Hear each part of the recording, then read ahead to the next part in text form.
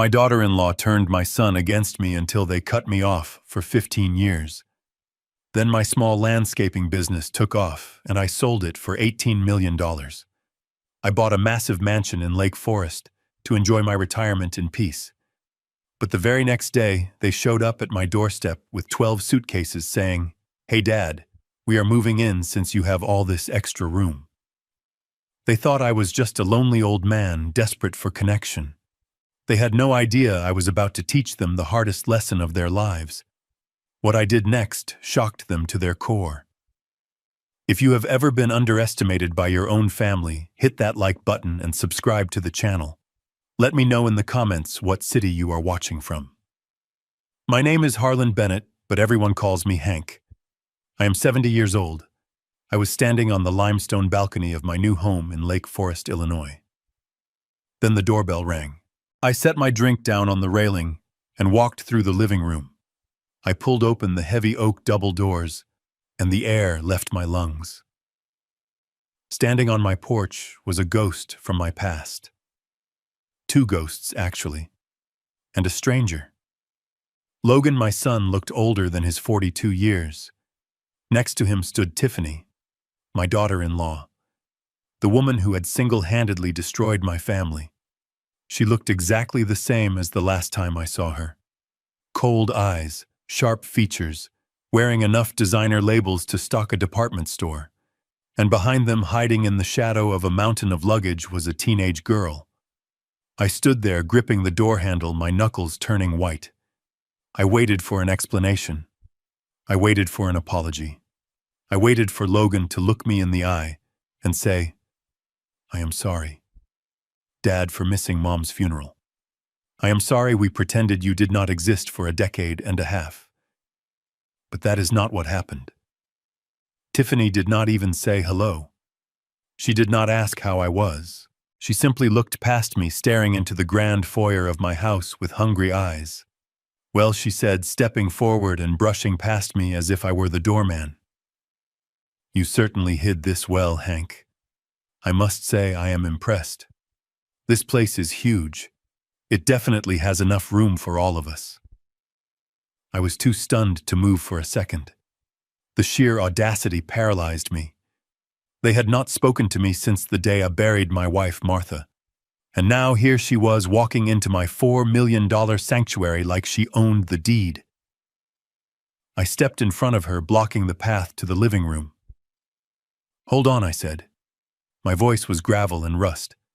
I had not used it much lately. "You are not coming in here. Get your bags and get off my property." Tiffany stopped. She looked at me with a smirk that made my blood boil. She adjusted her silk scarf and gave a little laugh that sounded like glass breaking. "Oh, Hank, stop being dramatic. We are family, and family helps each other. Besides, you are not going to turn us away. Not when your granddaughter is sick." She stepped aside, revealing the girl. Mia. I had not seen her since she was 2 years old. She was 17 now. She looked nothing like the vibrant toddler I remembered. She was pale, ghostly pale. She was shivering in a thin denim jacket, even though it was 50 degrees out. Her eyes were sunken and dark-rimmed. She looked exhausted, beaten down. She looked at me and I saw fear. Pure, unadulterated fear. "Grandpa," she whispered. Her voice was barely audible. That single word hit me harder than a sledgehammer. I looked at Logan. He was avoiding my gaze, staring at his shoes, dragging a heavy suitcase up the steps. He looked like a man who had been hollowed out from the inside. "What is wrong with her?" I asked, my voice hard. "She is just tired," Tiffany said quickly, waving her hand dismissively. "Just a little flu. She needs a warm bed." "You are not going to leave your own flesh and blood out in the cold, are you, Hank? Even you are not that cruel." It was a trap. I knew it was a trap. I could see the manipulation in Tiffany's eyes. She was using the girl as a human shield. She knew I was a hard man, but she also knew I had a soft spot for children. She was banking on my decency to override my anger. And God help me, it was working. I looked at Mia again. She swayed slightly on her feet. She looked like she was about to collapse. I stepped back. "Bring her in," I said. "But just her. You two can wait in the car. The driver is waiting for his tip." My son rushed past me, head down, muttering a quick, "Hi, Dad," that sounded more like a whimper than a greeting. He dragged 3 massive suitcases into my foyer, scratching the floor I had just paid thousands to polish. I watched them invade my space. The smell of Tiffany's overpowering perfume instantly drowned out the scent of old wood and leather that I loved.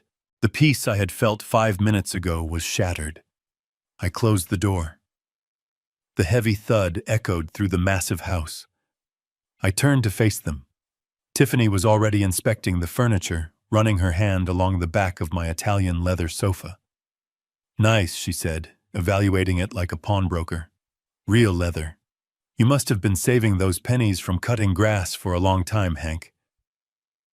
Did you win the lottery? Or did you rob one of your rich clients?" I ignored her. I looked at the clock on the mantel. "You have 30 minutes, I said." Tiffany turned around, eyebrows raised. "Excuse me." "You have 30 minutes, I repeated. My voice was calm but dangerous. 30 minutes to explain why I should not call the police and have you trespassed from my property. 30 minutes to explain where you have been for 15 years, and if I do not like the answer, you are leaving. All of you." Logan flinched. He looked at Tiffany, waiting for her to tell him what to do. Tiffany just laughed. She actually laughed. She walked over to the sofa and sat down, crossing her legs. She looked at me with a mixture of pity and contempt. "You are not going to call the police, Hank," she said confidently. "And do you know why I waited, my hand inching toward the phone in my pocket?" "Because we are all you have," she said. "Martha is dead. Your friends are all dead or in nursing homes. You are sitting in this big, empty house all by yourself, waiting to die. You need us, Hank. You are lonely. And frankly, you owe us." "I owe you?" I asked quietly. "Yes," she hissed, her mask slipping for just a second. "You owe Logan. He had a terrible childhood growing up with a father who smelled like fertilizer. You owe him a comfortable life. And now that you finally have some money, it is time to pay up. So be a good father. Go tell the maid or whoever keeps this place clean to prepare 3 bedrooms. We are tired. We are hungry. And we are staying." I looked at her sitting on my couch like a queen. I looked at my son who was trembling by the door. I looked at my granddaughter who was slumped against a suitcase looking like she wanted to disappear. I realized then that they did not come here to visit. They did not come to apologize. They came to feed. They were vultures circling a carcass. They thought I was just a lucky old fool who had stumbled into some money. They thought I was weak. They thought 15 years of silence had made me desperate for their affection. They were wrong. I looked at Mia. Her eyes were closed and she was breathing shallowly.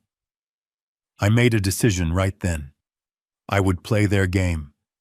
I would let the Trojan horse into my walls, not because I was lonely, not because I was weak, but because I needed to know what they had done to that girl, and because revenge is a dish best served cold. "Fine," I said. "You can stay." Tiffany smiled a triumphant, predatory smile. "I knew you would see reason, Dad." But I continued, raising a finger. "Only for tonight. Mia looks sick, and I am not a monster. But this is my house, my rules. And the first rule is simple." I walked over to the wall where I kept the key to the master suite. I took it off the hook and put it in my pocket. "Do not think for 1 second that you can manipulate me, Tiffany. I am not the same man you spit on at the cemetery." I turned to Logan. "Get your daughter some water. She looks like she is going to pass out. And take your shoes off. You are tracking mud on my floor." As Logan scrambled to obey, I saw Tiffany's eyes narrow. She was recalculating. She had expected me to be grateful. She had expected me to be soft. She realized then that this might be harder than she thought, but she had no idea. She had absolutely no idea what I was capable of. I watched them settle in. I watched Tiffany order my housekeeper around as if she paid her salary. I watched Logan shrink into the corners of the room. That night, I lay in my bed listening to the sounds of strangers in my house. I could hear Tiffany whispering in the hallway. "The old man is senile," she hissed to Logan. "Did you see his hands shaking? He is weak. Give me a week, Logan. Just 1 week. I will get him to sign power of attorney. We will have this house and whatever is in his bank account before the month is over." I stared at the ceiling in the dark. My hands were not shaking. They were steady, steady as a rock. They wanted a week. I would give them a week, but it would be the longest week of their lives. I closed my eyes, and for the first time in 15 years, I smiled. Not a happy smile, a cold, hard smile. "Welcome home, son," I whispered to the darkness. "Welcome home." The silence in the living room was heavy enough to crush a man. My son sat on the edge of the leather armchair, his hands clasped between his knees, looking everywhere except at my face. He looked smaller than I remembered, weaker. The expensive suit he wore was wrinkled, and there was a desperate sweat beading on his forehead that had nothing to do with the temperature of the room. Tiffany was pacing. She moved like a cat in a birdcage, her eyes darting from the crystal chandelier to the oil paintings on the walls, calculating the price of every single item she saw. I stood by the wet bar, my back to them, pouring myself another glass of bourbon. I took my time. The sound of the amber liquid hitting the crystal glass was the only noise in the room. I wanted them to sweat. I wanted them to feel the weight of the last 15 years pressing down on them. When I finally turned around, Logan cleared his throat. He started the speech I knew he had rehearsed in the car. "Dad," he began, his voice trembling slightly. "We have been doing a lot of thinking lately. Life is just so short, you know. After Mom passed, we realized that holding on to old grudges just isn't worth it. We miss you. We want to be a family again. We want to be here for you in your golden years, to take care of you." I took a slow sip of my drink, letting the burn settle in my chest before I answered. I looked at him. I looked at the boy I had raised, the boy I had taught to ride a bike, the boy I had put through college by working 14-hour days in the sun. And all I saw was a stranger wearing a mask. "Take care of me," I repeated, my voice flat. "Is that what you call it? You didn't seem to care about my golden years when I was sitting alone at your mother's funeral?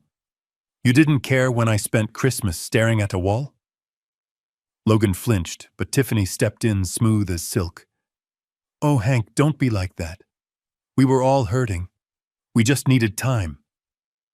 But look at us now. We are here. And honestly, seeing you all alone in this big empty house, it breaks my heart. You shouldn't be alone. It is not safe for a man of your age." I watched her walk across the room. She stopped in the center of the Persian rug I had imported from Turkey. It was a masterpiece of craftsmanship woven by hand. And there she stood, grinding the mud from her designer heels right into the delicate fibers. She didn't even notice. Or maybe she just didn't care. To her, it was just another thing to be used and ruined. I didn't say a word about the rug. I just watched. They thought I was a fool. They looked at my rough hands and my weathered face, and they saw a simple gardener who got lucky. They had no idea that Bennett Landscapes, the company they used to mock, had grown into a behemoth. They didn't know that 2 years ago, a national conglomerate wrote me a check for $18 million to buy me out. They didn't know I still sat on the board of directors. To them, I was just old Hank who finally dug up a pot of gold in the backyard. I was about to ask them why they really came when a shrill ringing sound cut through the air. It was Logan's phone. He jumped like he had been shot. He fumbled into his pocket, his face draining of color. He pulled out the phone, stared at the screen, and immediately silenced it. "Who is calling you at this hour?" I asked, my eyes narrowing. "It is 8 o'clock at night." "It is nothing," Logan stammered, shoving the phone back into his pocket. "Just a telemarketer. Spam calls. They never stop, right?" I stared at him. I knew that look, I knew that panic. It wasn't a telemarketer. That was the look of a man who was being hunted. I had seen it before with employees who got in too deep with the wrong people. The phone rang again, insistent, angry. Logan's hand twitched, but he didn't answer it.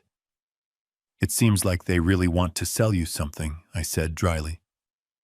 Tiffany shot Logan a glare that could have peeled paint off the walls. She turned back to me, her smile bright and fake. "Anyway, Hank, this house is truly magnificent. Did you get a mortgage? Interest rates are terrible right now. I hope you didn't get taken advantage of." "I bought it cash," I said. The greedy light in her eyes flared up like a bonfire. "Cash," she breathed. That is wonderful. But you have to be careful. A property like this, the paperwork must be a nightmare. Where do you keep the deed, just for safekeeping? You tend to be a bit forgetful, Dad. We wouldn't want anything important to get lost." There it was, the hook. She wasn't just fishing. She was casting a net. She wanted to know where the heart of the estate was. She wanted to know if I owned it free and clear so she could figure out how to get her name on it. "It is safe," I said. "Is it?" She took a step closer, invading my personal space. We could help you organize things. Logan is very good with finances. We could take that burden off your shoulders. You shouldn't have to worry about taxes and deeds at 70 years old." I looked at Logan, who was currently sweating through his shirt because his phone was vibrating again. Good with finances. The joke was so bitter I could taste it. I set my glass down on the side table with a sharp clink. I looked over at the corner of the room where Mia was sitting. She had curled up in a ball on the smaller sofa, her eyes closed, shivering slightly, even though the heat was on. She looked so fragile. She was the only reason they were still inside my house. If it weren't for her, I would have thrown them out into the street the moment they walked in. "I am tired," I said abruptly, "and Mia needs rest." Tiffany blinked, surprised by the sudden change in tone. "Oh. Of course. So which rooms are ours? We can take the master suite if it is easier for you, so you don't have to climb the stairs. You will take the guest rooms down the hall." I cut her off. "The ones near the kitchen, and you will stay there." I walked past them, heading toward the hallway that led to my office and the master bedroom. I stopped at the heavy oak door of my study. This was where I kept everything. The deed, the bank statements showing the $18 million, the new will I was drafting with my lawyer. I pulled a keyring from my pocket. I selected a heavy brass key and locked the door with a loud, definitive click. Then I turned to the keypad on the wall that controlled the smart locks for the private wing of the house. Tiffany was watching me, her neck craned, trying to see the code.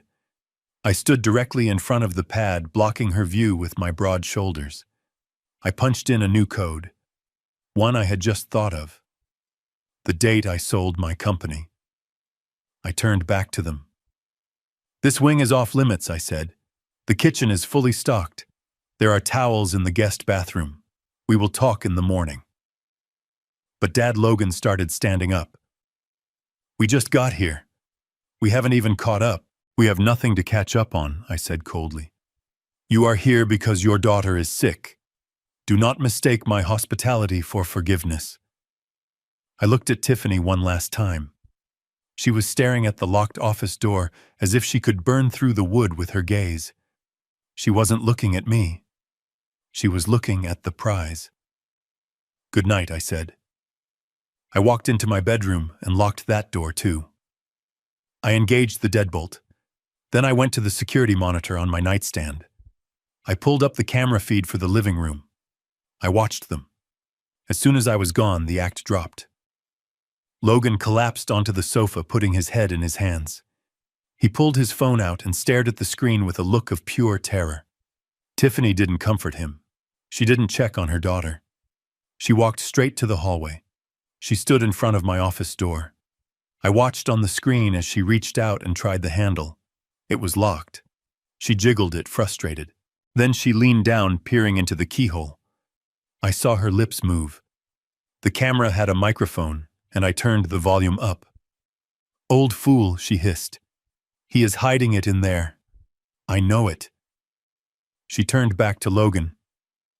"He is paranoid," she whispered loudly. "Did you see how his hands were shaking when he used the key? He is losing it, Logan. He doesn't even know what day it is. We just have to play the part. Be the good son. In a week he will be eating out of our hands. And if he doesn't..." She didn't finish the sentence. She didn't have to. I knew exactly what she meant. I sat on the edge of my bed watching the screen. My hands were steady. My mind was clear. They thought they were the predators in this house. They thought I was the prey. They were about to find out that they had walked into a lion's den, and the lion was hungry. The sun was barely up when I walked down the grand staircase of my own home, but the smell of burnt butter and the shrill sound of snapping fingers told me I was no longer the master of this domain. I usually enjoyed a quiet morning, a black coffee, a slice of toast, and the newspaper on the patio. That was my ritual. But as I approached the kitchen, I heard a voice that made my stomach turn. It was Tiffany. She was standing in the center of my kitchen wearing a silk robe that I suspect she had packed specifically for this moment, looking like she was directing a Broadway play. Mrs. Higgins, my housekeeper, looked close to tears. Mrs. Higgins had been with me since I bought the place. She was a gentle soul, a woman who took pride in her work and knew exactly how I liked my eggs. But right now she was running back and forth between the stove and the island, flustered and shaking. "We are starving." I looked at the table. It was piled high with food. Fruit platters, pastries, 3 different kinds of juice. It was enough to feed a football team, yet there were only 3 of them. Logan was already seated, shoveling food into his mouth, as if he hadn't eaten in a week. He didn't even look up to greet me. Mia was sitting at the far end of the table, picking at a piece of dry toast, looking like she wanted to be anywhere else in the world. I walked over to Mrs. Higgins and gently placed a hand on her shoulder. "It is fine, Mrs. Higgins," I said softly. "Why don't you take a break? Go tend to the laundry upstairs. I will handle this." "But sir," she whispered, terrified. "Go," I insisted. She scurried out of the room, casting one last fearful glance at Tiffany. I poured myself a cup of coffee from the pot on the counter. It was lukewarm. I didn't care. I leaned against the marble island and watched my daughter-in-law. "You treat people with respect in this house, Tiffany," I said, my voice low. "Mrs. Higgins is an employee, not a servant." Tiffany scoffed, grabbing a piece of melon. "Please, Hank, you are too soft. That is why you were a gardener your whole life. You don't know how to demand quality. If you are going to live in a house like this, you need to learn how to manage the staff. Otherwise, they will walk all over you." She sat down next to Logan and started buttering a croissant. She looked around the kitchen, her eyes landing on the large bay window that overlooked the back garden. It was my favorite view. The landscaping was impeccable, a testament to 40 years of my own hard work and design. There was a majestic oak tree right in the center, framing the view of the lake. "You know," she said, chewing thoughtfully. I stared at her. She wasn't asking. She was ordering. In her mind, nothing had changed. To her, I was still just Hank the laborer, the man who fixed things, the man who got his hands dirty so she didn't have to. The fact that I owned the roof over her head didn't matter. She assumed my wealth was an accident, but my station in life was permanent. She thought I was there to serve her. Logan finally looked up, sauce dripping from his chin. "Yeah, Dad," he mumbled. "It is pretty loud when the wind blows. Maybe you could take a look at it." "You have your tools here, right?" The disrespect was breathtaking. It was so absolute, so casual that I almost laughed. They were sitting in my house eating my food and telling me to go do yard work like a hired hand. I set my coffee cup down. "Sure," I said. "I will go take a look." Tiffany didn't even say thank you. She just turned back to her eggs, complaining that they were getting cold. I walked out the back door into the crisp morning air. The wind was biting, but it felt clean compared to the stifling atmosphere of the kitchen. I walked past the oak tree. I didn't touch a single branch. Instead, I walked to the edge of the property near the tool shed, where I knew they couldn't hear me. I pulled my phone out of my pocket and dialed a number I knew by heart. Joe answered on the second ring. Joe was my former foreman. He had been my right hand at Bennett Landscapes for 20 years. He was the only man I trusted completely. Hank Joe's voice was rough and familiar. "Everything okay? You don't usually call this early unless something is on fire." "It is about to be," I said. "They are here, Joe." There was a silence on the line. Then Joe sighed. "The vultures, yeah. All of them. And it is worse than I thought. They think I am senile, Joe. They think I am a pushover. They are already measuring the drapes." I heard the sound of a lighter clicking on the other end. Joe was lighting a cigarette. "What do you want to do, boss? You want me to come over there and scare them off? I can bring the boys." "No," I said. "That is too easy. I want to teach them a lesson. I need you to do me a favor. I need you to play a role. Name it. I need a script, Joe. They think I have money. Well, they know I have money because of the house. But they don't know about the sale. They don't know about the 18 million. I want them to think this is all a house of cards. I want them to think I am over-leveraged. I want them to think I am broke." I heard Joe chuckle. A low, dark sound. "You want to play the poor old man card?" "Exactly. I am going to call you back in 5 minutes. When I do, I am going to be shouting. I am going to be panicking. You just need to be the guy on the other end telling me the bad news. Tell me the bank is calling. Tell me the investments crashed. Tell me the IRS is knocking. Just make it sound bad." "Got it," Joe said. "I will be the Grim Reaper. Give them hell, Hank." I hung up. I stood there for a moment looking at my beautiful house. I had bought this place to be a sanctuary. Now it was a stage. I took a deep breath, mussed up my hair a little to look frazzled, and dialed Joe's number again. I waited until the counter hit 3 seconds. Then I started screaming. "What do you mean, frozen?" I yelled at the empty air, walking quickly back toward the patio doors. I burst into the kitchen, the phone pressed to my ear, my face a mask of pure panic. "Joe, you have to stop them," I shouted, making sure my voice carried to the dining table. "I cannot lose this house, I just bought it." The room went silent. The fork halfway to Logan's mouth froze. Tiffany spun around in her chair, her eyes wide. I paced back and forth in front of the island, ignoring them, focusing entirely on my performance. "What do you mean the bank is calling the loan?" I demanded, my voice trembling with fake desperation. "I paid the deposit. I thought I had more time, Joe. Listen to me. You have to move the funds from the other account." What do you mean there is nothing left in the other account?" I stopped pacing. I leaned against the counter as if my legs had given out. I let the phone slide down a little, breathing heavily. "Next week," I whispered loud enough for them to hear. "They are coming to seize the assets next week. Joe, I have family here. I can't be on the street. Not again." I listened to the silence on the other end of the line for a few seconds. Then I slowly lowered the phone. I stared at the floor, letting my shoulders slump. I looked up at them. Logan was pale. He looked like he was about to vomit up his expensive breakfast. He had come here looking for a lifeboat, and I had just told him the ship was sinking. But Tiffany didn't look scared. She didn't look worried for me. She didn't look concerned that her father-in-law was about to lose his home. I watched her face carefully.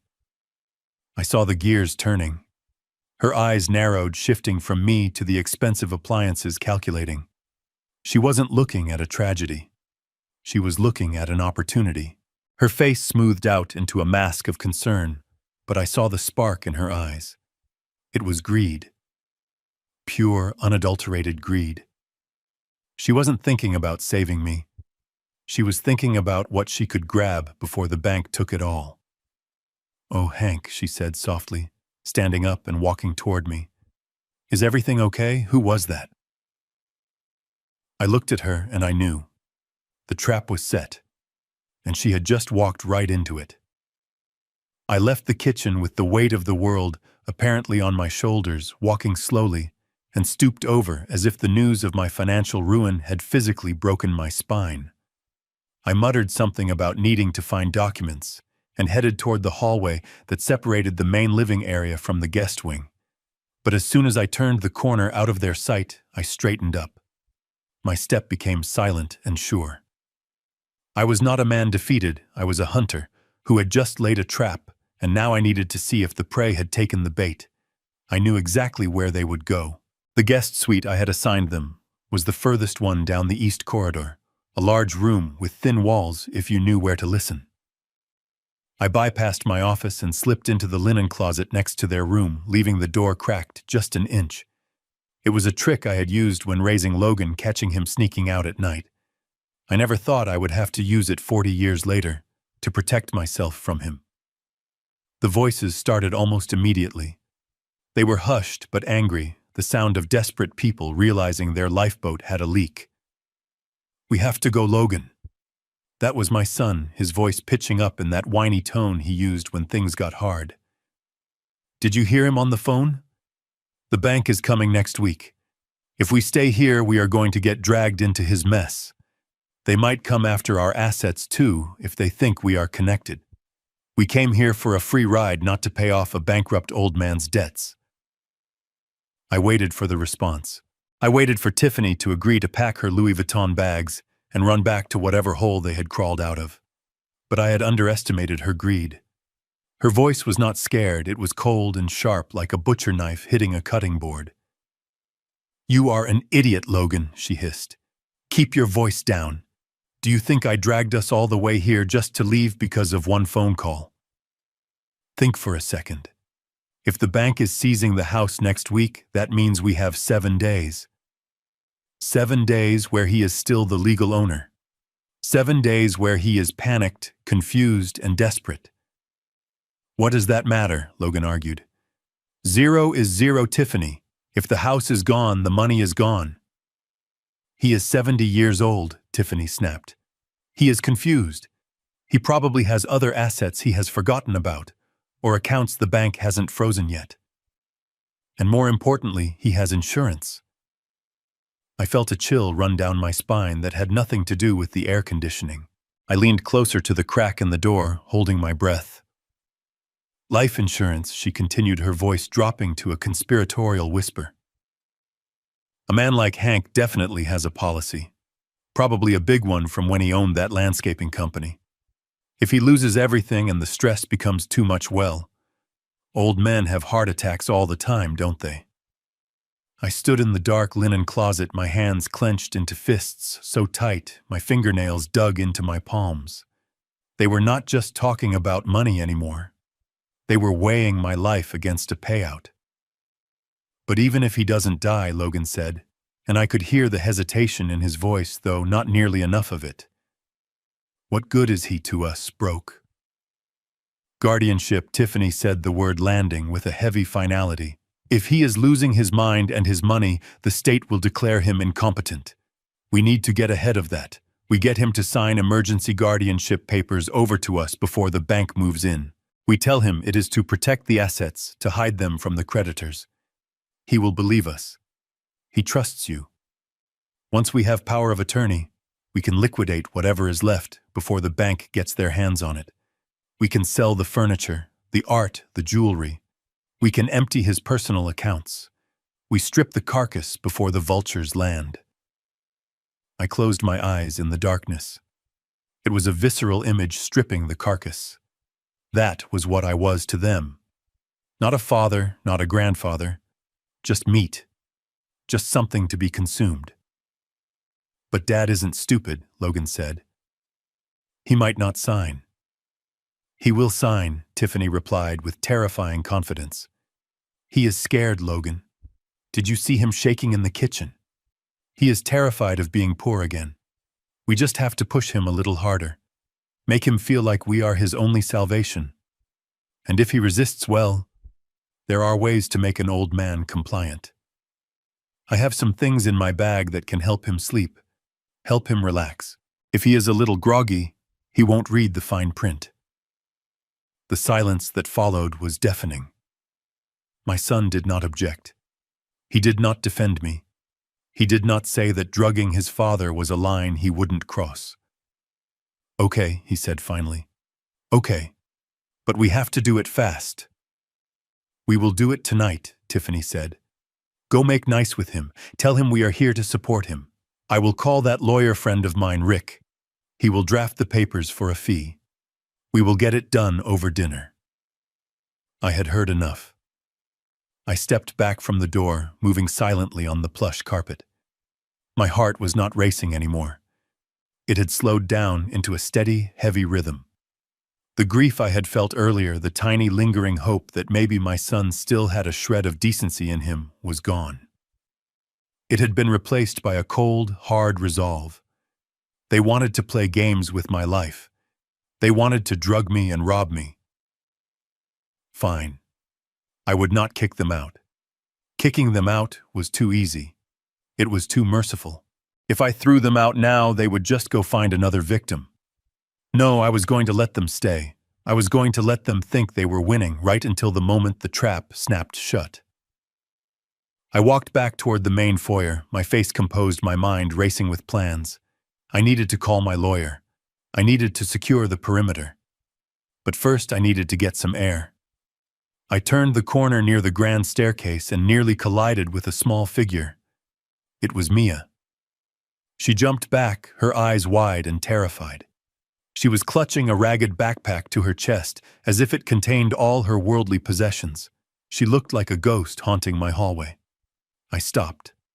I softened my expression, trying not to look like the vengeful patriarch I felt like inside. Mia, I said gently.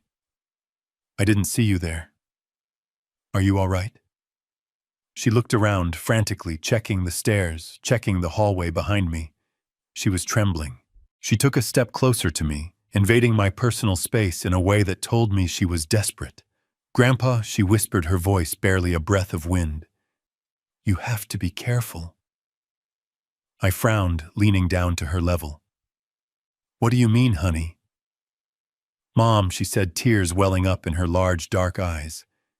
She has the pills. The blue ones. She used to give them to Grandma Ellie before she went to the home. She puts them in the tea. My blood ran cold.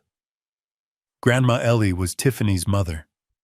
I remembered her passing away a few years ago. Everyone said it was natural causes, a peaceful slip into dementia, and then death. Now, looking at the terror in my granddaughter's eyes, I wondered just how natural it had been. She talks to Dad about it. Mia continued, the words tumbling out of her fast and quiet. She says you are confused. She says you need help resting. But you don't, Grandpa. You are sharp. I see it. Please don't drink the tea. Please don't sign the papers. She looked over her shoulder again, terrified that her mother would appear. They are going to send me away, she choked out, a sob escaping her throat. Once they get the money. They said they are going to send me to a boarding school in Arizona. A bad one. For troubled girls. Just to get me out of the way. I reached out and placed my hands on her shoulders. They were thin and frail under my grip. I looked her in the eye, and for the first time in 15 years, I let the mask drop completely. I let her see the strength that had built an empire. Mia, listen to me, I said, my voice low and fierce. Nobody is sending you anywhere. Nobody is hurting you. And nobody is drugging me. Do you understand? She blinked, tears spilling over her lashes. But Mom, your mother has made a mistake, I said. A very big mistake. She thinks she is the wolf in this house. But she is not. I pulled a handkerchief from my pocket and handed it to her. Wipe your eyes, child. Go back to your room. If they ask you, we're never here. Can you do that for me? Can you act like everything is normal for just a little while longer? She nodded, wiping her face with the linen square. I think so. Good, I said, straightening up. Because we are going to play a game, you and I. And when it is over, you are never going to have to be afraid of them again. I watched her scurry up the stairs, clutching my handkerchief like a lifeline. I touched the pocket where I kept my phone. Tiffany wanted to drug me. She wanted to strip the carcass. I walked toward my office to make a call. It was time to introduce Tiffany to the concept of consequences, and I was going to make sure they were catastrophic. I walked back into the living room, my heart pounding with a cold fury that I had to fight to keep off my face. The house was quiet, but it was the kind of quiet that comes before a storm. I found Tiffany in the sunroom, lounging on a chaise with a glass of my best Chardonnay in her hand, while Mia was on her knees scrubbing the floorboards with a rag. It was a scene that made my blood boil. Here was a woman who had just plotted to drug her father-in-law, treating her own daughter like Cinderella before the ball. Mia missed a spot, Tiffany said, without looking up from her phone. Use some elbow grease. God knows you are going to need the practice if we cannot fix this mess. I cleared my throat loudly. Tiffany jumped, spilling a drop of wine on her silk blouse. She glared at me but quickly composed her face into that mask of fake concern. Oh, Hank, she said. You startled me. Shouldn't you be resting? You looked so pale earlier. I am feeling a bit lightheaded, I lied, leaning heavily on the doorframe. My chest feels tight. I think I need to go to the pharmacy to pick up my prescription. The stress, you know. Tiffany's eyes lit up. The mention of my failing health was music to her ears. Well, you certainly shouldn't drive, she said, taking a sip of wine. Logan can go. No, I said, shaking my head. Logan doesn't know what to get. It is a compound medication, very specific. I have to sign for it. But I don't trust myself behind the wheel right now. My hands are shaking. I held up a hand and let it tremble just enough to be convincing. Tiffany sighed, clearly annoyed that her relaxation was being interrupted. Well, I am not going. I have a headache. I looked at Mia, who was still on the floor, her head down, trying to make herself invisible. Mia can drive me, I said. She has her license, doesn't she? Tiffany scoffed. Barely. She is a terrible driver. But fine. Take her. Just be quick about it. And Mia, do not bore your grandfather with your teenage drama. He has enough to worry about with the bank coming. Mia stood up, wiping her red, raw hands on her jeans. She looked at her mother with a mixture of fear and resentment, but she grabbed the keys I held out without a word. We walked out to the garage. I ignored the shiny luxury sedan Tiffany and Logan had arrived in and walked straight to the back corner where a dusty tarp covered a large shape.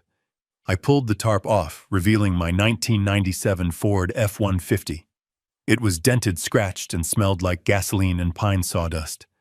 It was the truck I had built my business in. It was the only honest thing in this garage. Mia looked at it with wide eyes. Get in, I said, opening the passenger door. It runs better than it looks. We drove out of the estate in silence. The truck rumbled and shook, a stark contrast to the smooth ride of modern cars, but to me, it felt like freedom. I drove for about 10 minutes until we were well away from the house, parked in a secluded overlook near the lake. I killed the engine. The silence of the woods surrounded us. Mia was staring out the window, chewing on her thumbnail, a nervous habit I remembered my own mother having. You can talk now, I said gently. She isn't here. There are no cameras, no listening devices, just us. Mia let out a breath she seemed to have been holding for hours. She turned to me and the dam broke. She didn't just cry, she wailed. It was the sound of a child who had been carrying the weight of the world on her shoulders for far too long. I reached across the console and pulled her into a hug. She buried her face in my flannel shirt, smelling of old spice and sawdust, and cried until there were no tears left. When she finally pulled back, her face was blotchy, and her eyes were swollen. I am sorry, Grandpa, she hiccuped, wiping her nose on her sleeve. I am just so tired. Tell me, I said. Tell me everything. Not the lies your mother tells. The truth. Why are you really here? She took a shaky breath. We lost everything, she whispered. I nodded. I figured that part. The house. The house, the cars, the vacation home, the boat. All of it, Mia said. Dad got into crypto. He thought he was a genius. He leveraged everything. Then the market crashed. He lost millions in a week. But he didn't stop. He tried to win it back gambling, online poker sports betting. He dug the hole deeper and deeper. And your mother, I asked. She spent money we didn't have to keep up appearances, Mia said bitterly. She bought clothes she couldn't afford, threw parties on credit cards that were maxed out. She said we had to look rich to stay rich. I gripped the steering wheel, my knuckles turning white. It was exactly what I expected from them. Vanity and stupidity, a lethal combination. But that is not the worst part, is it? I asked, looking at her. You said something about them sending you away. Mia froze. She looked down at her hands, twisting a loose thread on her jeans. They owe money, Grandpa. Bad money. To a man named Mr. Henderson. He is a loan shark in Chicago. They owe him $500,000. $500,000. It was a fortune to most people, but to me it was a number I could write a check for right now without blinking. Mr. Henderson is scary. Mia continued, her voice trembling. He came to the old house before we lost it. He threatened Dad. He said if he didn't get his money, he would take something else. She paused and a fresh wave of tears spilled over. He has a son. His name is Vinny. He is 25. He has been in jail twice. Mr. Henderson said. He said if Dad couldn't pay, he would accept a trade. My stomach dropped. I felt a nausea so intense I almost opened the door to be sick. A trade, I repeated, my voice hollow. Mia whispered. He wants me to marry Vinny. He said it would merge the families, settle the debt. Mom said it was a good match. She said Vinny is rich. She said I should be grateful to help the family. They brought me here to hide me until the wedding arrangements are made. They want your money to pay off the rest of the debts so they can start over, but the deal with Henderson, that stands. I stared at the windshield, seeing nothing but red. My son. My own flesh and blood. He wasn't just a failure. He wasn't just a thief. He was a monster. He was willing to sell his 17-year-old daughter to a criminal to save his own skin. And Tiffany, the woman who claimed to be a mother, was orchestrating it. I felt a rage I didn't know I was capable of. I wanted to drive back to the house, walk into the living room, and tear them apart with my bare hands. I wanted to burn the world down. But I looked at Mia. She was shaking, terrified, waiting for me to tell her there was nothing I could do, waiting for me to be just another adult who failed her. I took a deep breath, forcing the red mist to recede. Anger wouldn't save her. Smart action would. I reached out and took her hand. My hand was calloused and rough, hers was small and soft. Mia, look at me. She raised her eyes. That is not going to happen, I said. My voice was low, steady, and hard as granite. Nobody is selling you. Nobody is marrying you off to some thug. Over my dead body. But the debt, she whispered. Let me worry about the debt, I said. I have resources they don't know about. I have friends they can't imagine. But to fix this, to really fix this and make sure they can never hurt you again, I need you to be strong. I am not strong, she said. I am just scared. Scared is good, I told her. Scared keeps you alert. But I need you to turn that fear into a weapon. We are going to play a game, Mia. A very dangerous game. I need you to go back into that house and pretend. Pretend you are the obedient daughter. Pretend I am just a confused old man losing his mind. Can you do that? She hesitated. Why? Because if they think they are winning, they will get sloppy, I explained. They will make mistakes. And when they do, I will be there to catch them. I am going to destroy them, Mia. Not physically. I am going to destroy their greed. I am going to strip them of every lie they have told. But I need time. I squeezed her hand. Are you with me? Mia looked at me. For a moment I saw the little girl she used to be, the one who used to chase butterflies in my garden. But then her expression hardened. She looked at the dashboard of the truck, then back at me. I saw a spark of anger ignite in her eyes. It was the first sign of life I had seen in her since she arrived. They sold my car, she said, her voice quiet but firm. It was a Honda. I saved up for it working at the diner. They sold it to pay for the plane tickets here. She took a deep breath and nodded. I am with you, Grandpa. Let's get them. I started the engine, the truck roaring to life with a defiant growl. Good girl, I said, shifting into gear. Now let's go buy some vitamins and pretend they are heart medication. We have a performance to give. As we drove back toward the house, the sun began to set, casting long shadows across the road. I felt the weight of the task ahead of me. It wasn't just about money anymore. It wasn't just about my house. It was about saving this girl's life. And God have mercy on anyone who stood in my way, because I certainly wouldn't. I dropped Mia off at the side entrance of the estate, watching her slip back inside like a shadow, before I turned my truck toward the city.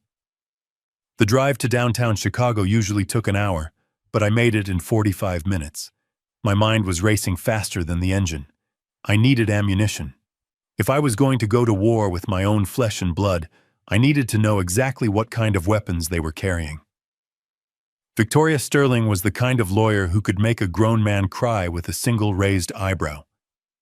She had handled the sale of my company 2 years ago, negotiating the $18 million deal without breaking a sweat. When I walked in wearing my flannel shirt and work boots, the receptionist didn't even blink. She knew exactly who I was.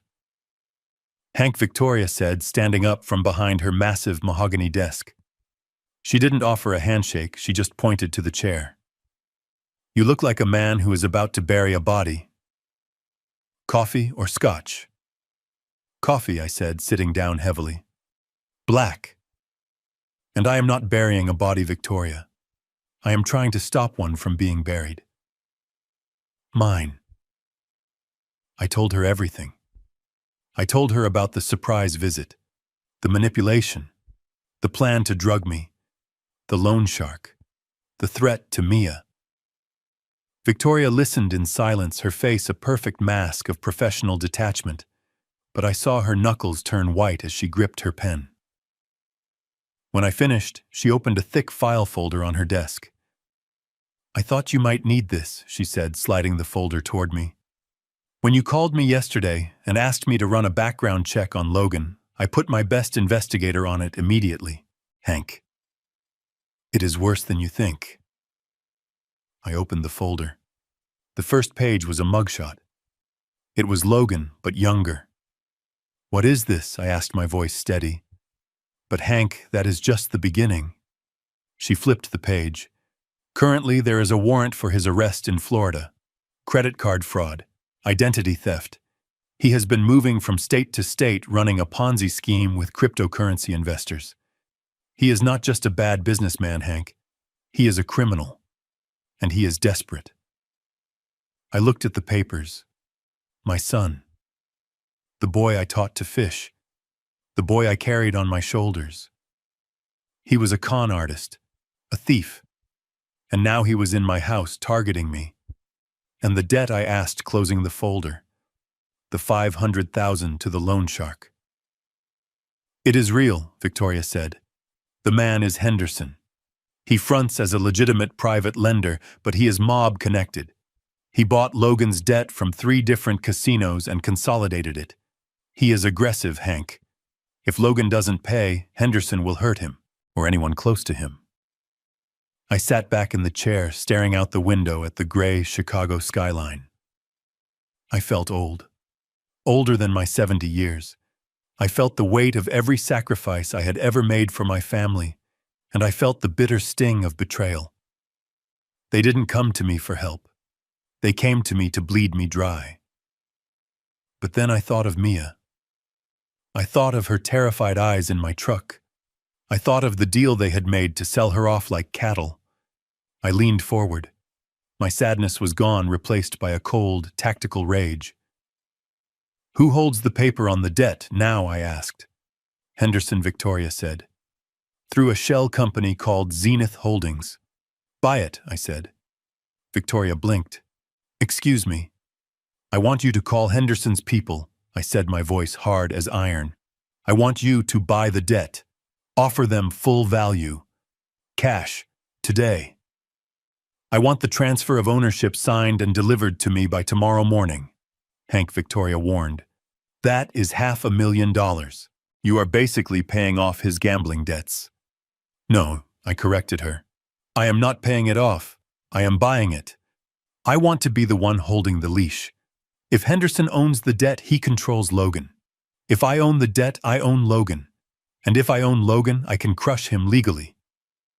Victoria stared at me for a long moment. Then a slow, shark-like smile spread across her face. You want to be his creditor. I want to be his nightmare, I said. Do it, Victoria. Use the emergency fund. Make the call. I left the office an hour later with a copy of the dossier tucked under my arm. I felt lighter. I had a weapon now, a nuclear option. They thought they were playing checkers, but I had just bought the chessboard. I drove back to Lake Forest, the sun dipping low on the horizon. When I pulled into the driveway, the house looked peaceful. The lights were on, casting a warm glow on the manicured lawn. It looked like a happy home. It was a lie. I entered through the garage, trying to be quiet. I wanted to get to my office to lock away the dossier before anyone saw me. I crept down the hallway, my boots making no sound on the runner. The door to my office was ajar. I froze. I had locked it. I was sure I had locked it. I stepped closer, peering through the crack. Tiffany was inside. She was standing by my desk, rummaging through the drawers. She had managed to pick the lock, or maybe she had found a spare key I had forgotten about. She was moving frantically, tossing papers aside, looking for something specific. I watched her for a moment. She looked desperate, sweaty. The cool, arrogant woman from yesterday was gone, replaced by a frantic scavenger. She stopped suddenly, her hand closing around a small orange pill bottle on my desk. Her eyes lit up. She held it up to the light, reading the label. Got you, she whispered.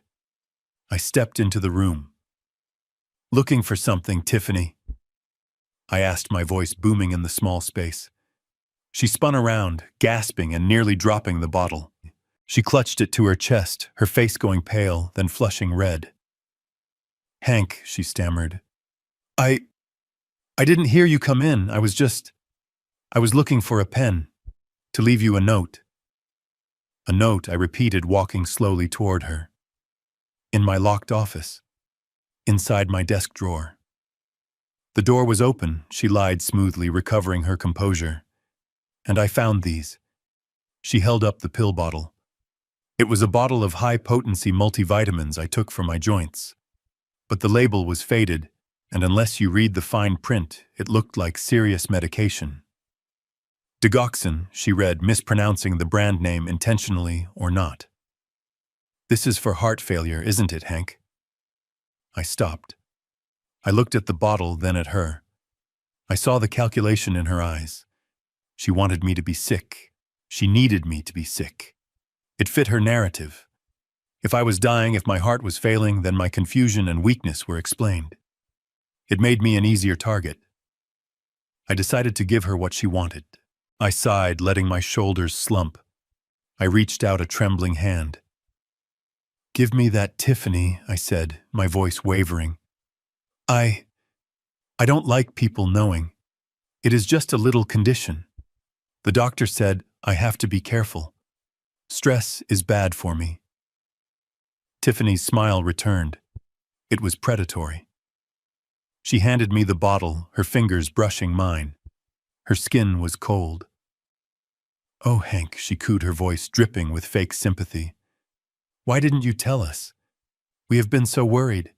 You seem so frail lately, so forgetful, leaving doors unlocked, getting confused about money.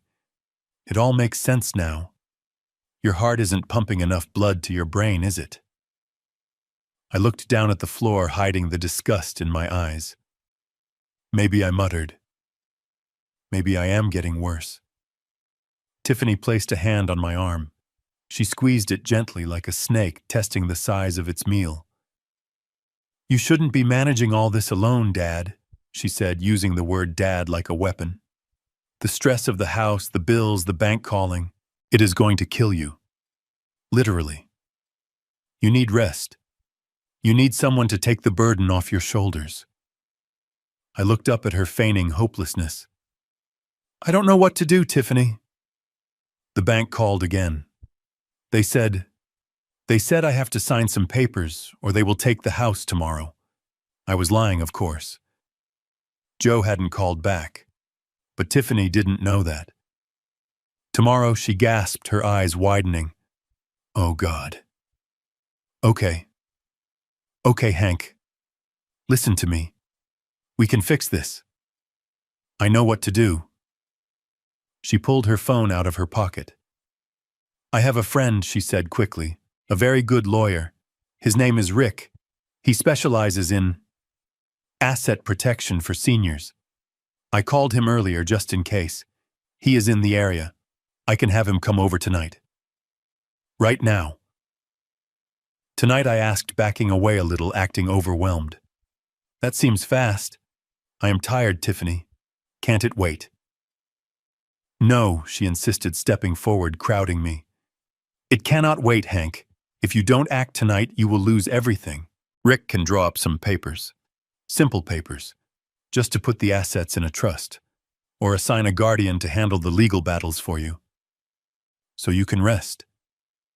Wouldn't you like to rest, Hank? Wouldn't you like to sleep without worrying?" I looked at the vitamin bottle in my hand. I looked at her hungry eyes. She had the lawyer on speed dial. This Rick was probably part of the scam. He was coming to help them steal my life. I let out a long, shaky breath. I suppose so," I said quietly. "If you think it will help." "It will save you," she promised. "I will call him. You go wash up. Dinner is almost ready. We will sign everything after dessert. It will be a celebration.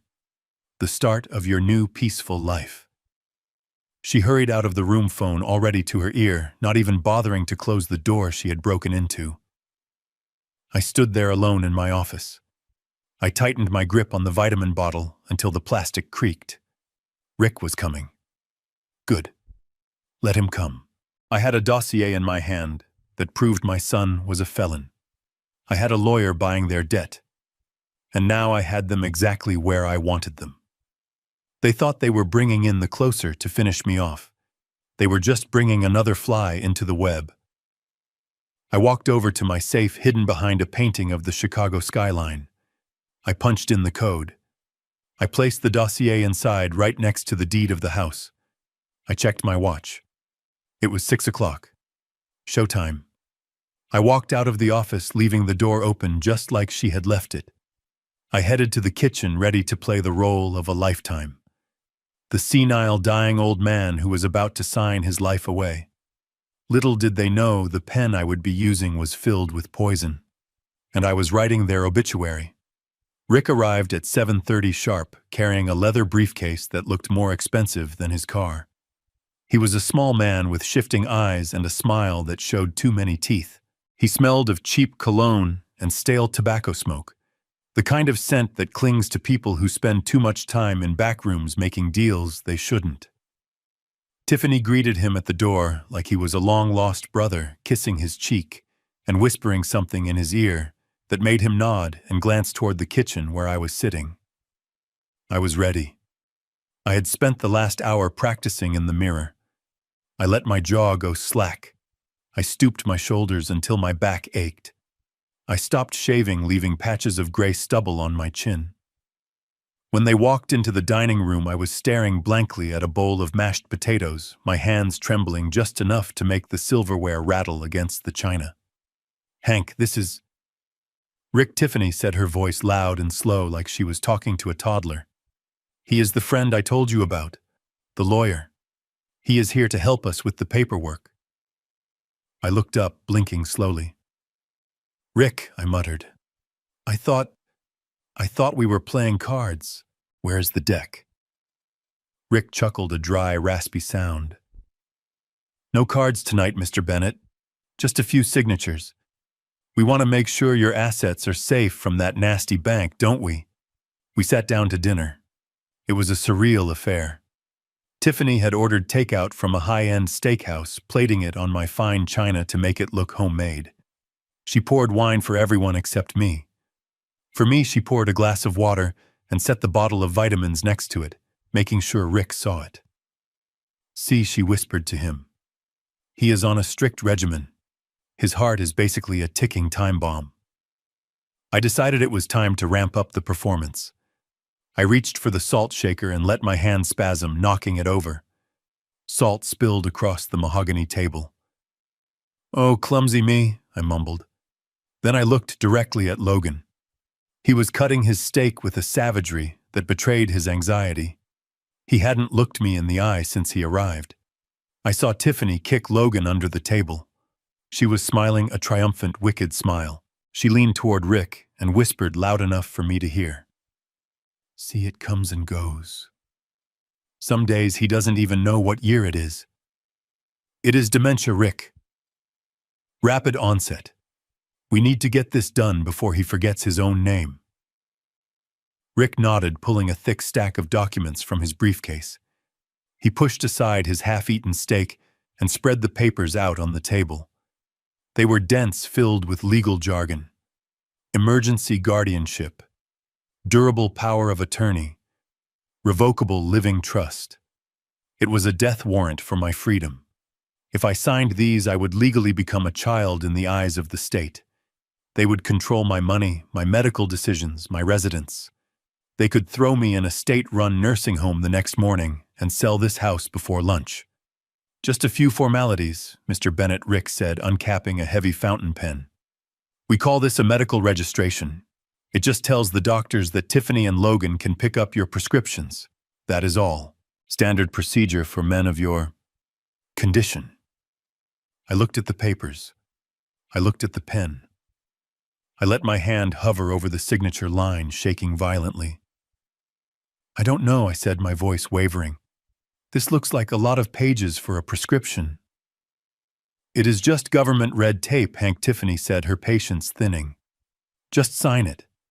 The bank is coming tomorrow, remember? If you don't sign this, they will take the house and you will be on the street. Do you want to sleep under a bridge?" "Oh." I looked at her with wide, fearful eyes. "No. No bridge. I like my bed." "Then sign," she hissed. I took the pen. I brought the tip down to the paper. "Wait," I said, pulling back. "If I sign this, can I stay here? You won't make me leave, will you?"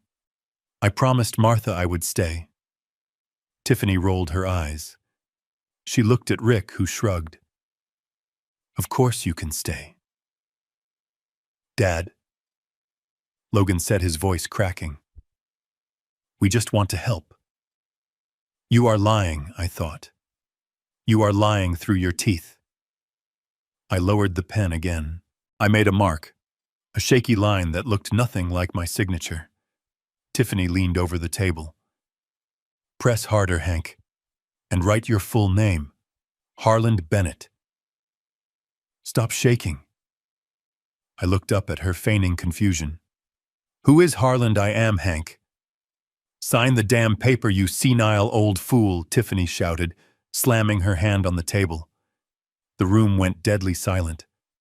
Rick looked uncomfortable, shifting in his seat. Even Logan looked shocked by her outburst.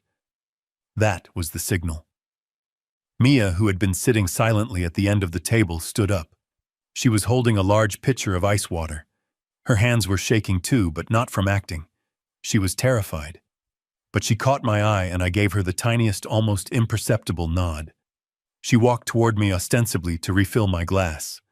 As she passed behind Rick and Tiffany, she tripped. It was a beautiful performance. She flailed her arms, and the pitcher flew from her hands. Ice water, gallons of it, cascaded onto the table. It soaked the tablecloth. It soaked the steak. And most importantly, it soaked the stack of legal documents, turning the ink into a running, blurry mess. "Oh no," Mia cried, putting her hands to her mouth. "I am so sorry. I tripped on the rug," Tiffany shrieked. She jumped up, brushing water off her silk dress. She looked at the ruined papers, sodden and tearing under the weight of the water. Her face turned a color I had never seen before, a deep, violent purple. "You stupid little brat," she screamed. She didn't think. She didn't hesitate. She swung her hand back and slapped Mia across the face. The sound was like a gunshot in the quiet room. Mia stumbled back, clutching her cheek, tears instantly springing to her eyes. I froze. The acting stopped. The shaking in my hands stopped. The fog in my eyes cleared instantly. For 1 second, just one heartbeat, I was not the senile old man. I was Harland Bennett, the man who had built walls with his bare hands, the man who had fired men twice his size for disrespect. I stared at Tiffany with a cold, murderous rage. I wanted to leap across the table and throttle her. I wanted to end this charade right now and throw them all through the window. Tiffany saw it. She saw the change. She took a step back, her eyes widening in sudden fear. She saw the lion behind the mask. But I caught myself. It was too soon. If I broke character now, I would lose the war just to win a battle. I needed the final blow. I needed witnesses. I forced my body to slump back down. I forced my hands to start shaking again. I looked at the wet papers and started to whimper. "My water," I cried. "You spilled my water." Tiffany blinked, confused by the sudden shift. She looked from me to Mia, who was now sobbing quietly in the corner. "Look what she did," Rick said, trying to salvage the situation, though he looked wary. "The papers are ruined. I will have to draft new ones. I don't have a printer here." Tiffany turned on Mia, pointing a finger at the door. "Get out. Get to your room before I really give you something to cry about." Mia ran. She caught my eye one last time before she fled, and I saw the apology there. I wanted to tell her she was a soldier. I wanted to tell her she had just saved us. Tiffany turned back to me, breathing heavily. "It is fine. It is fine. Rick, go back to your office. Print them again. Bring them back in an hour. We will do this tonight." "No," I said. Tiffany spun around. "What did you say? No?" I repeated louder this time. "I am tired. The yelling, it hurts my head. And the water is everywhere. I can't sign wet papers." I stood up, leaning heavily on the table. "We will do it tomorrow," I said. "Tomorrow is too late," Tiffany argued, stepping into my path. "No, it isn't. The bank comes on Monday. Tomorrow is Saturday. I want to have a party." "A party?" she asked, incredulous.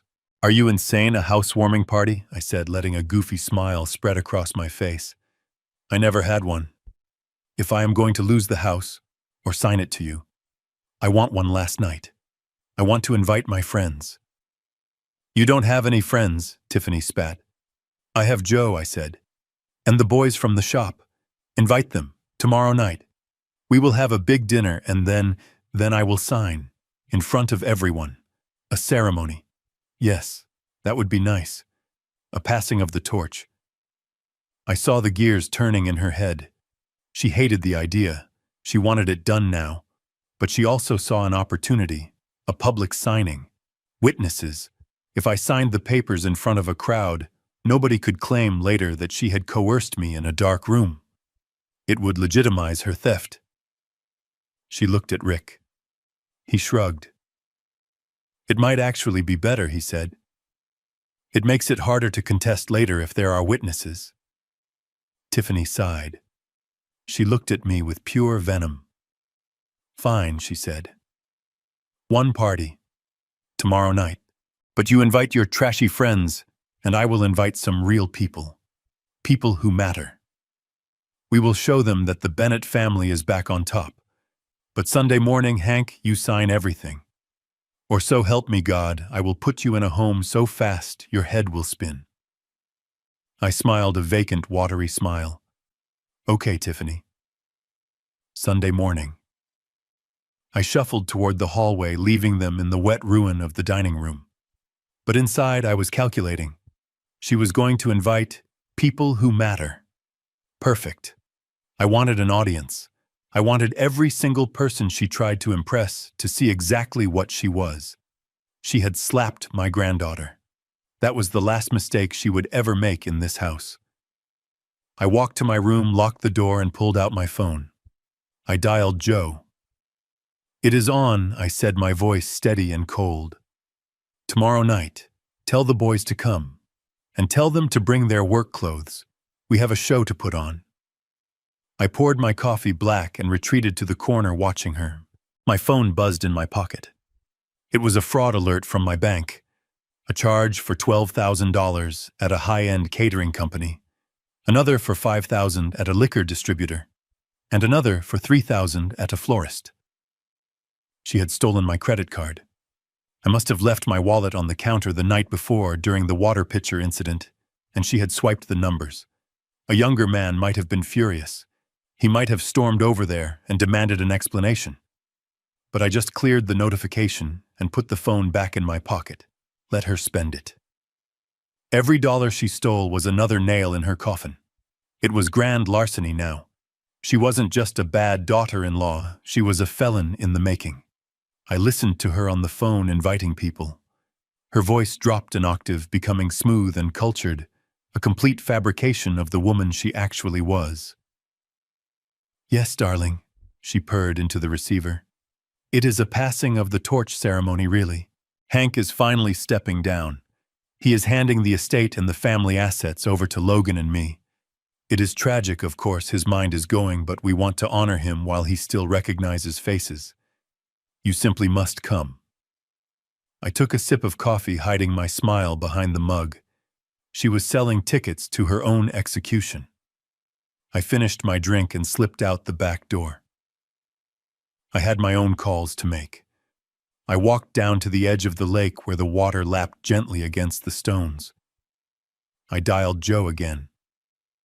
It is tonight, Joe, I said. You sure about this? Boss? Joe asked.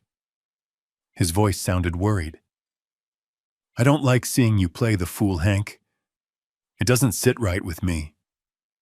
It is the only way, Joe, I told him. Listen to me carefully. I need you and the crew here at 7 o'clock sharp, but I don't want you cleaning up. What do you mean, Joe asked. I mean I want you to come straight from the shop, I said. Don't shower, don't change. I want sawdust in your hair. I want paint on your pants. I want you to smell like diesel and hard work. Wear your work boots, the muddy ones. There was a silence on the line. Hank. This is a party in Lake Forest. They are going to look at us like we are trash. Let them look, I said, my voice hardening. That is the point. I want them to see the difference between people who build things and people who steal things. Just do it, Joe, and bring the big screen.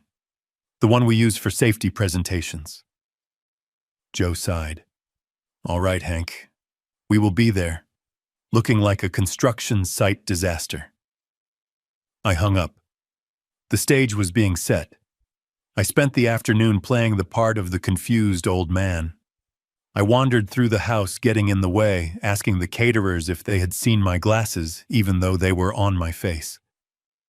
Tiffany treated me with a mix of condescension and irritation, pushing me into the library like an unwanted piece of furniture.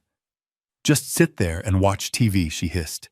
And for God's sake, put on a suit later. A nice one. Don't embarrass us. When the coast was clear, I went to the ballroom. Yes, the house had a ballroom. It was a ridiculous room with high ceilings and a stage at one end that I never used.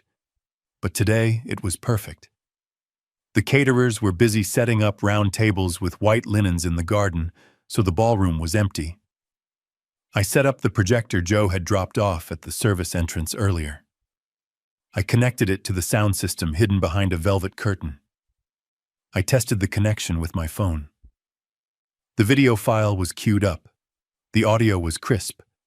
I hid the remote control in the flower arrangement on the podium. It was a simple trap.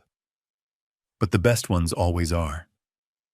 As evening approached, the house transformed.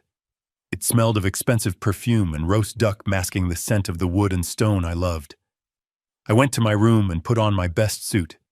It was 20 years old, a charcoal gray wool that was slightly out of fashion, but it was clean and it was mine.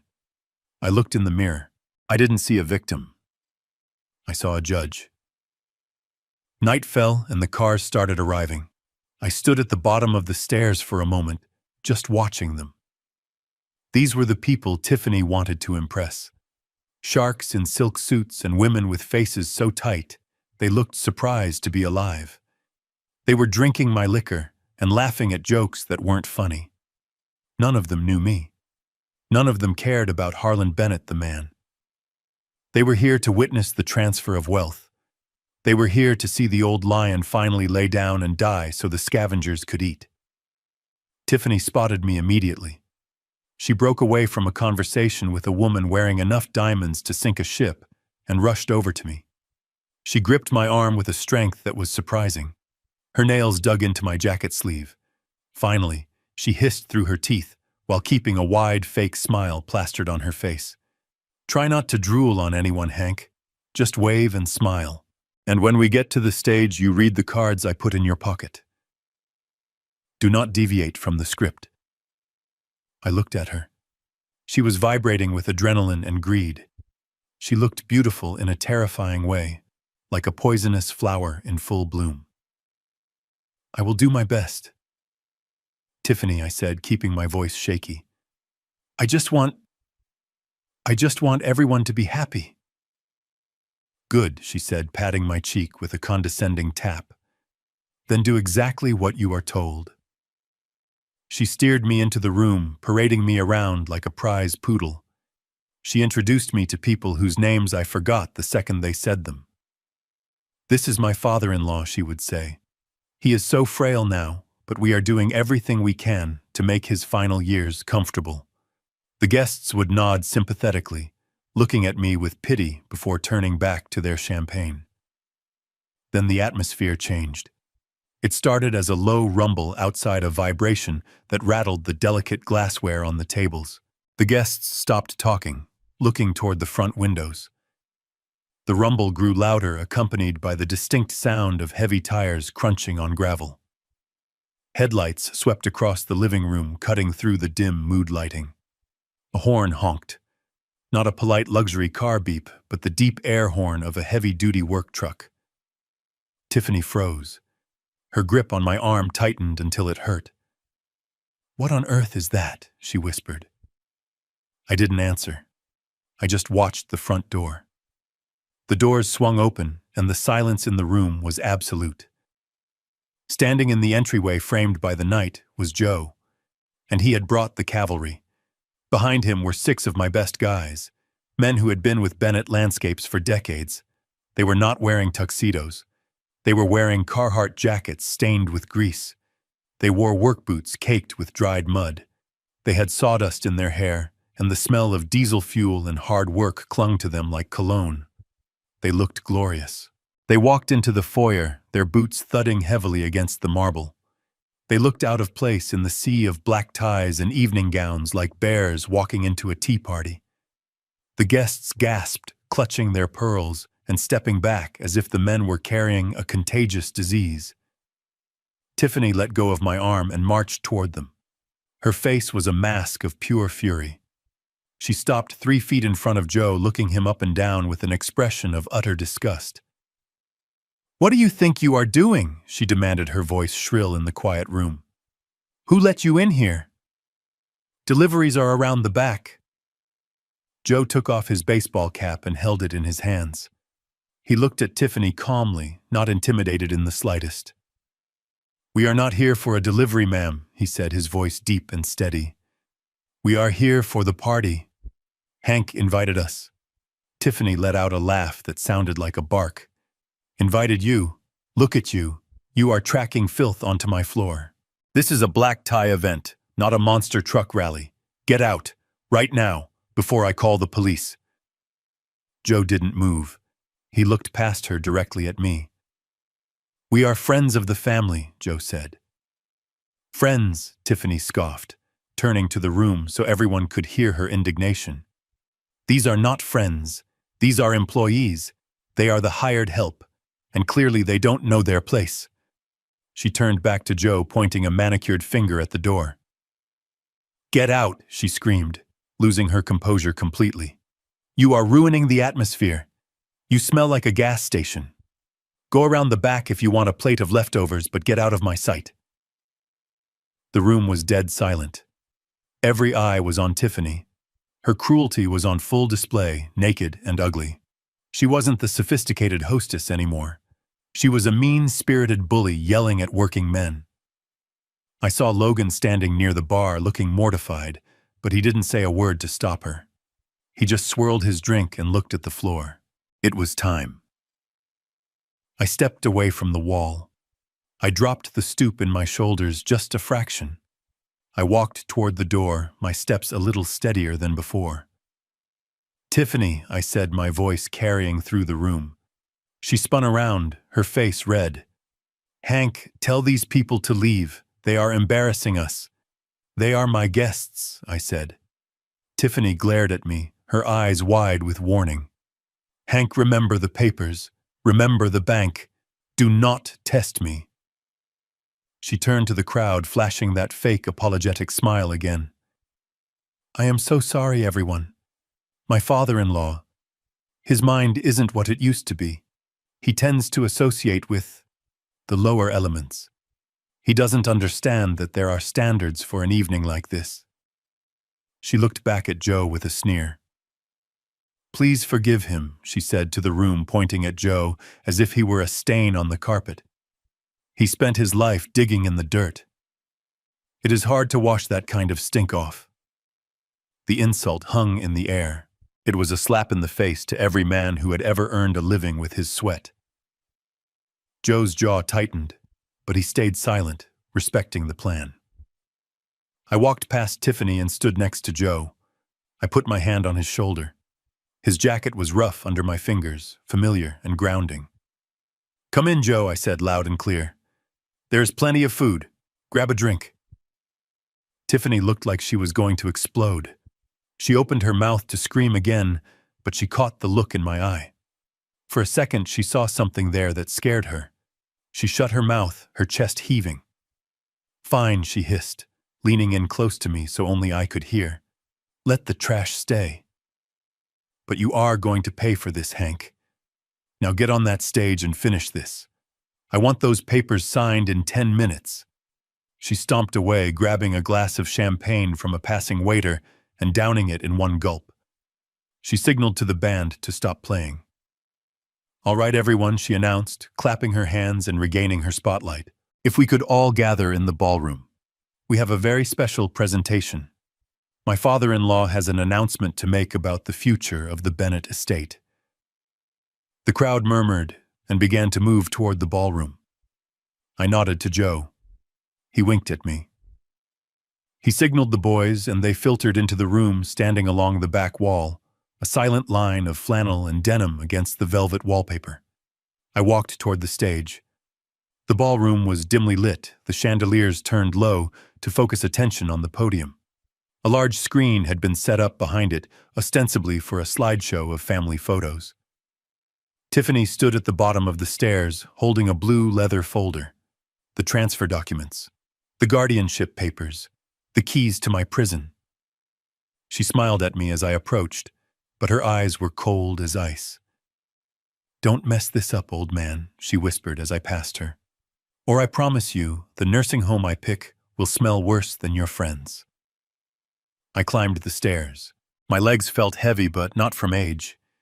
They felt heavy with the weight of what I was about to do. I reached the podium and gripped the sides. The wood felt solid under my hands. I looked out at the sea of faces. I saw the strangers looking at me with mild curiosity.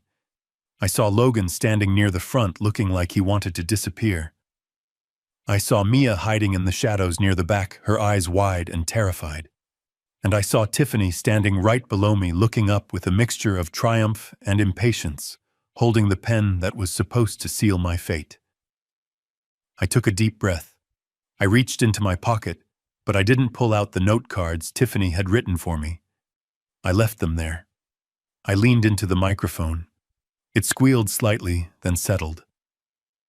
"Thank you all for coming tonight," I said, my voice scratching a little.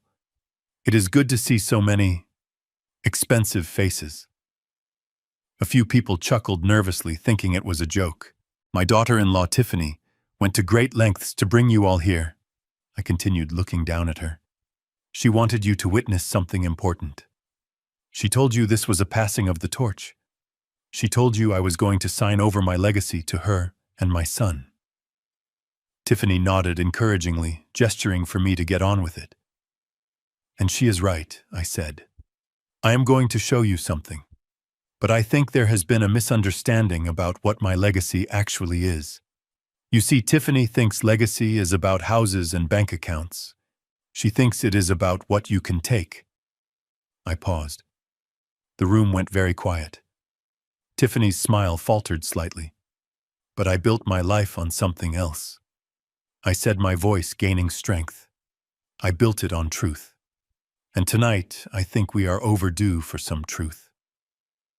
I reached under the podium and found the small remote control I had hidden there earlier. My thumb hovered over the button. I looked at Tiffany one last time. She was frowning now, sensing that the script had gone off the rails. She took a step toward the stairs. "Hank," she warned in a loud whisper, "read the cards." I ignored her. "I invited you all here to see the future of the Bennett family," I said to the crowd. "But before we look forward, we have to look at the present. I want to show you exactly who is inheriting my empire." I pressed the button. The lights in the ballroom dimmed completely, leaving only the glow of the massive screen behind me. "I want to show you the real legacy of the Bennett family," I said. And then the video started to play. The massive screen behind me flickered to life, but instead of a heartwarming montage of family photos set to sentimental music. The ballroom was suddenly filled with the grainy, high-definition footage of my kitchen from 3 nights ago. The audio was crystal clear, amplified by the expensive sound system Tiffany had rented. Her voice, shrill and cruel, cut through the elegant atmosphere like a serrated knife.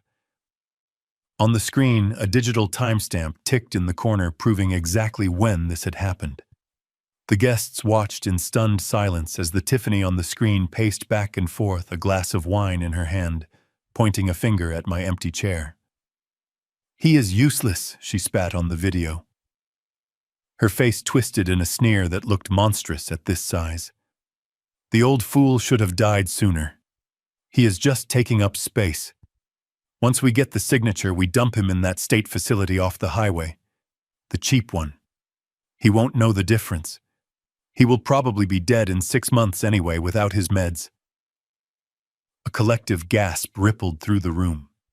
The women in their diamonds put hands to their mouths. The men in their tuxedos shifted uncomfortably, looking from the screen to the real Tiffany standing at the foot of the stairs. But the video didn't stop there. It cut to the scene in the linen closet, the conversation I had overheard. "We strip the carcass before the vultures land," the recorded voice of Tiffany hissed. "We sell everything. The furniture. The art. We leave him with nothing." Then came the final clip. The dinner scene from the night before. The image was sharp. Everyone saw Mia trip. Everyone saw the water spill. And then, with a clarity that was sickening, everyone saw Tiffany swing her arm back and strike her own daughter across the face. The sound of the slap echoed through the ballroom, a sharp cracking noise that made several people jump. "You stupid little brat!" the on-screen Tiffany screamed. I pressed the button on the remote again, and the screen went black. The silence that followed was heavy, suffocating, and absolute. The jazz band had stopped playing. The waiters had stopped serving. 50 pairs of eyes were fixed on Tiffany Bennett. She stood frozen at the bottom of the stairs. Her face had drained of all color, leaving her makeup standing out like war paint on a corpse. She opened her mouth to speak, but for the first time in her life she had no words. She looked around the room, searching for an ally, searching for someone, anyone who would look at her with anything other than revulsion. She found no one. Even her high society friends were looking at her as if she were something they had stepped in on the sidewalk. Logan was staring at the floor, his shoulders hunched up to his ears, wishing the ground would open up and swallow him whole. I let the silence hang for another 10 seconds. I let it weigh on them. Then I stepped away from the podium. I straightened my back. The stoop I had been faking for days vanished. The trembling in my hands ceased instantly. I stood at my full height, 6 feet and 2 inches of hard-earned muscle and bone. I buttoned my jacket with steady fingers. I looked down at them from the stage, and I didn't look like a confused old pensioner anymore. I looked like the man who had commanded crews of hundreds. I looked like the man who had built an empire from dirt. "You thought I was old," I said. My voice didn't waver. It didn't scratch. It boomed through the microphone, deep and resonant, filled with a power that I had been holding back for 15 years. "You thought I was feeble," I continued, walking slowly to the edge of the stage. "You thought because my hands are rough and I wear work boots that I was stupid. You looked at me and you saw a victim." I pointed a finger at Tiffany. She flinched as if I had thrown a stone at her. "You stood in my kitchen and called me useless," I said, my voice dropping to a dangerous growl. "You planned to drug me. You planned to lock me away in a warehouse to die so you could buy more handbags. And you struck my granddaughter in my house." I took a breath, letting the rage fuel me but keeping it controlled. "I built this life with these 2 hands," I said, holding them up. "I worked 14-hour days in the rain and the snow. I built walls that still stand 40 years later. I planted trees that are now taller than this house. Do you really think a man who can do that is easy to trick? Do you really think I didn't see you for exactly what you are?" Tiffany finally found her voice. It was a desperate, screechy thing. "It is a fake," she yelled, pointing at the blank screen. "It is deepfake technology. He doctored it. He is crazy. He is senile. Don't you see? He is trying to humiliate us." I laughed. It was a cold, dry sound. "Stop lying, Tiffany," I said. "It is over. The performance is done." I reached into my inside jacket pocket. I didn't pull out the note cards she had written. I pulled out a folded piece of paper. It was a bank statement. "You told everyone here that the bank is coming to take this house," I said, addressing the crowd. "You told my son that we were broke.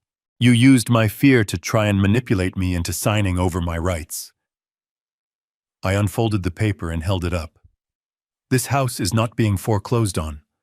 I bought this estate 3 months ago. I paid $4.2 million, and I paid in cash." A murmur went through the crowd. I heard someone whisper cash in the back. "I sold Bennett Landscapes 2 years ago," I announced, watching the blood drain further from Logan's face. I sold it for $18 million. I am not broke, Tiffany.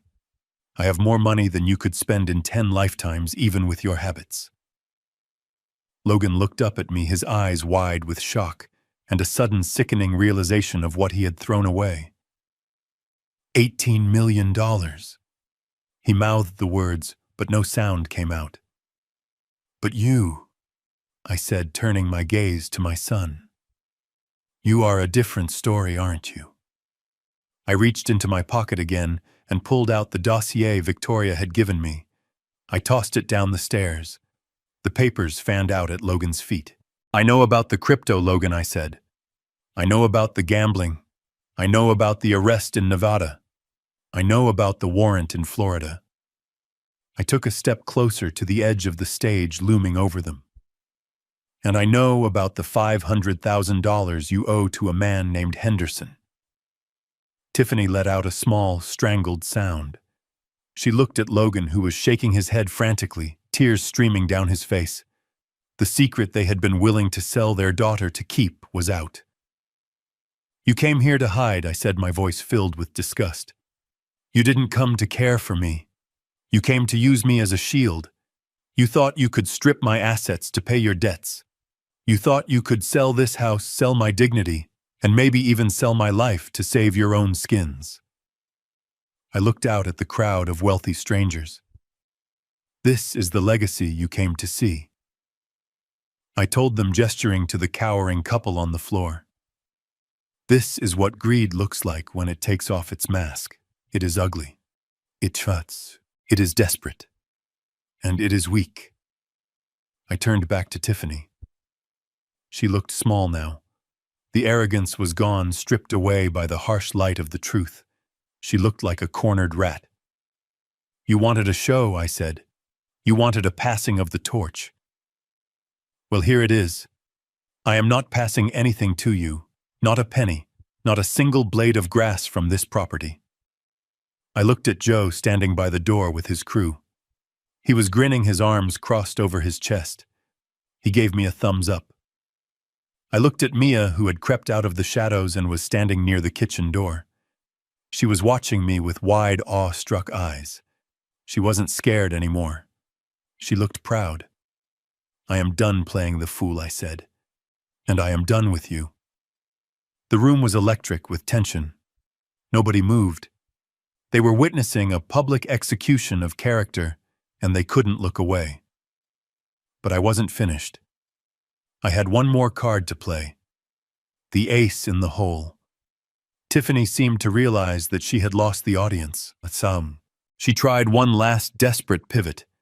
She looked at me, tears welling up in her eyes, tears that I knew she could summon on command. Hank, please, she sobbed, trying to sound like a victim. We were desperate. We made mistakes. But we are family. You can't embarrass us like this. We did it for the family. We owe bad people, Hank. They will kill us. You have $18 million. You have to help us. You are my father. I stared at her. The audacity was truly bottomless. I am not your father, I said coldly. And after tonight, I am not even your father-in-law. I signaled to the back of the room. Victoria Sterling. My lawyer stepped out from the shadows where she had been waiting. She walked through the silent crowd carrying a briefcase. She looked like an executioner in a pantsuit. She walked up to the stage and handed me a document. You are right about one thing, Tiffany, I said, holding the paper up. You do owe bad people.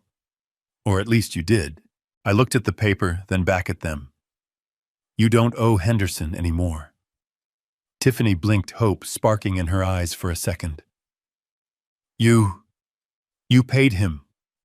No, I said, a dark smile crossing my face.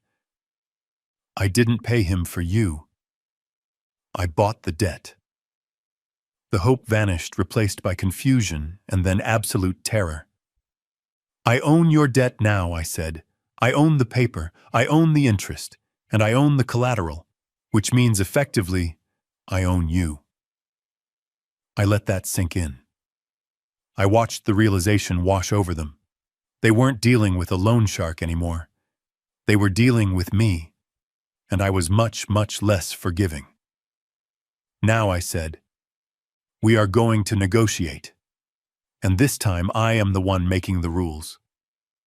The ballroom erupted into chaos. Tiffany let out a scream that sounded less like a human being and more like a wounded animal trapped in a snare. She didn't cry. She didn't beg. She attacked. She lunged toward the stage. Her hands curled into claws, her face twisted into a mask of pure, unadulterated hatred.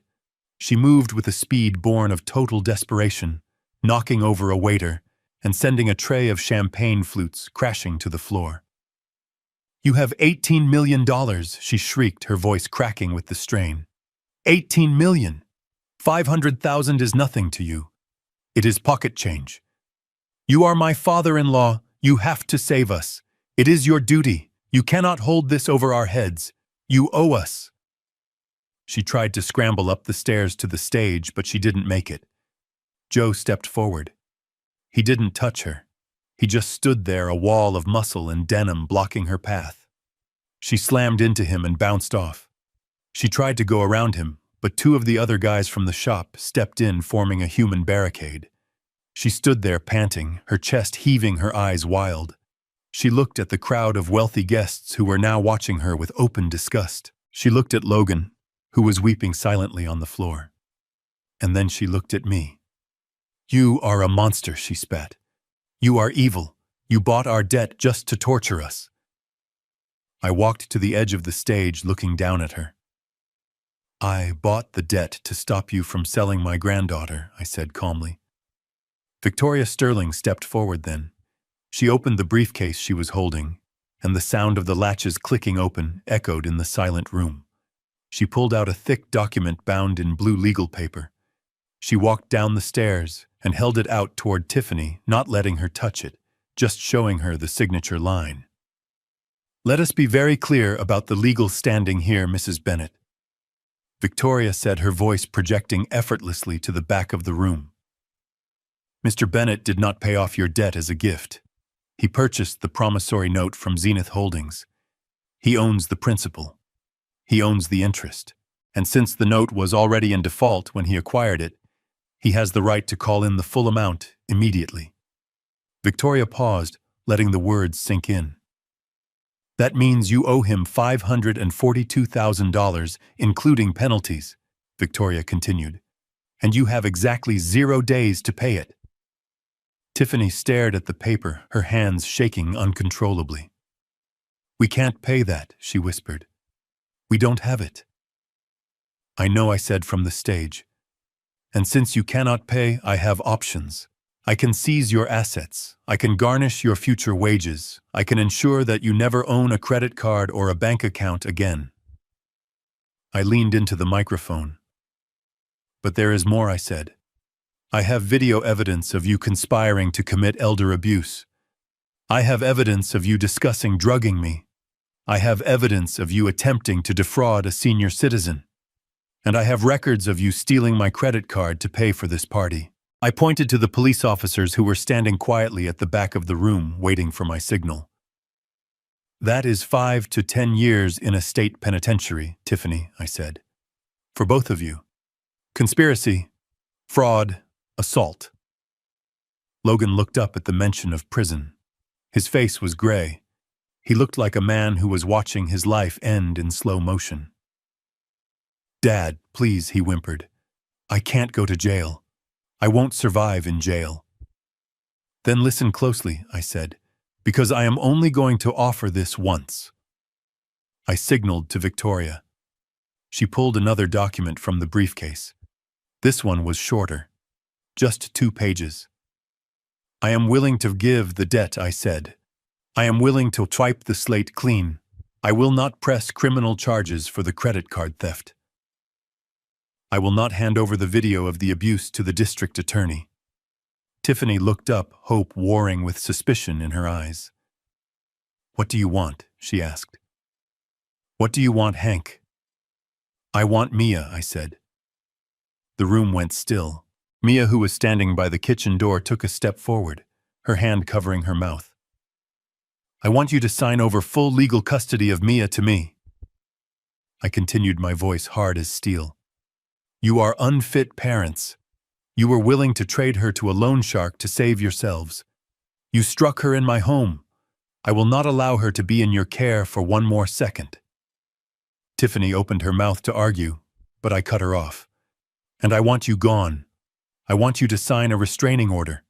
You will not come within 100 miles of this house. You will not contact Mia. You will not contact me. You will leave the state of Illinois, and you will never come back. That is the deal, I said. Your freedom for my granddaughter. Tiffany stared at me. Her eyes darted to Mia, then back to the paper. She was calculating. I could see it. She was weighing the value of her daughter against the value of her own skin. You can't ask us to give up our child, she said, but her voice lacked conviction. It sounded hollow. It is extortion. It is a rescue operation, I corrected her. I looked at Logan. He was the weak link. He always had been. Logan, I said, the police are waiting. They have seen the video. They are just waiting for me to say the word. If you walk out that door in handcuffs, you will go to a holding cell tonight. With your record, you won't get bail. Logan scrambled to his feet. He looked at Tiffany, then at the document in Victoria's hand. He didn't look at his daughter. He didn't even glance at her. Give me the pen, he said. Tiffany gasped. Logan, what are you doing? I am not going to jail, Tiffany, he shouted, his voice shrill with panic. I am not going to jail for you. I am not going to jail for this. Give me the pen. He snatched the pen from Victoria's hand. He didn't read the document. He didn't ask about visitation rights. He didn't ask if Mia would be taken care of. He just threw the paper onto a nearby table and scribbled his signature so hard the pen tore through the page. There he panted, backing away, his hands held up in surrender. I signed it. I signed it, Dad. I gave her up. I gave her to you. Just let me go, please. Just let me go. I looked at my son. In that moment, any lingering affection, any last shred of hope I had for him died. He wasn't a father. He was a coward. He had just sold his only child to save himself from the consequences of his own greed. I looked at Mia. She was crying, silent tears streaming down her face. But she wasn't looking at Logan with sadness. She was looking at him with realization. She was finally seeing him clearly. She was seeing that he would never protect her. I turned my gaze to Tiffany. She was staring at her husband with a look of absolute betrayal. Not because he had given up their daughter, but because he had saved himself without her. You coward, she hissed at him. You spineless, pathetic coward. Sign the paper, Tiffany, I said, my voice booming. Or you go to jail alone. And trust me, the women in there won't care about your designer shoes. She looked at the police officers who took a step forward. She looked at the guests who were filming the entire scene on their phones. She looked at the wreckage of her social climbing dreams. She snatched the pen from the table. She looked at Mia one last time. There was no love in her eyes. There was only resentment. Resentment that Mia was the cause of her downfall. Fine, she spat. Take her. She is ungrateful anyway. She deserves you, Hank. You deserve each other. She signed the paper with a violent slash of ink. She threw the pen at Victoria. Are you happy now? She screamed at me. You won. You stole my life. I didn't steal anything, I said calmly. I just took out the trash. Victoria picked up the documents, checking the signatures. She looked up at me and nodded. It was done. It was legal. Mia was safe. Now get out, I said. Logan didn't wait to be told twice. He bolted for the door, running past the guests, running past Joe, running away from his responsibilities, like he had done his whole life. Tiffany stood there for a moment longer, shaking with rage. She looked at the crowd, trying to find some scrap of dignity to wrap around herself, but she found none. She turned and marched toward the door, her head held high in a grotesque parody of pride. But before she could leave, Joe stepped into her path one last time. He held out a plastic garbage bag. "Your luggage is on the lawn, ma'am," he said deadpan. "We didn't want it cluttering up the hallway." She let out a shriek of frustration and pushed past him, disappearing into the night. The door slammed shut behind her. The sound echoed through the ballroom, final and absolute. Silence descended on the room again. But this time it wasn't heavy. It felt clean. It felt like the air after a thunderstorm. I walked down the stairs. My legs felt a little weak now that the adrenaline was fading.